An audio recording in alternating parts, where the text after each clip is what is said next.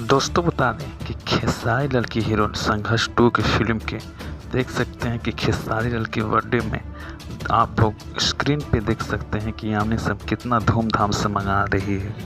और देख सकते हैं कि गरीब बच्चों के पटना में देख सकते हैं कि सभी को केक खिलाती हुई देखिए कितना एंजॉय करते खेसारी के देख सकते हैं जन्मदिन पर लोगों को केक खिलाते देख सकते हैं यामिनी सिंह और फुल एंजॉय करते हैं खेसारी लाल के बर्थडे के।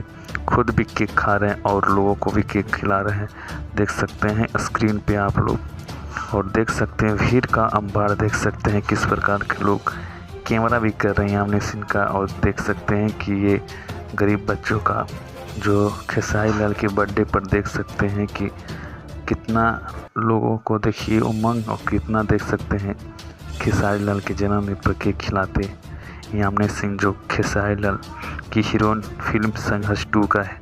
और ये देख सकते हैं कि खेसारी लाल के बड़े भाई देख सकते हैं ब्रिजेश विकास सिंह भी देख सकते हैं साथ में, और लोगों को किस प्रकार से देखिए कि एंजॉय कराते और देख सकते हैं केक खिलाते। और इसी तरह देख सकते हैं कि आप लोग को नया नया अपडेट हम देते रहते हैं।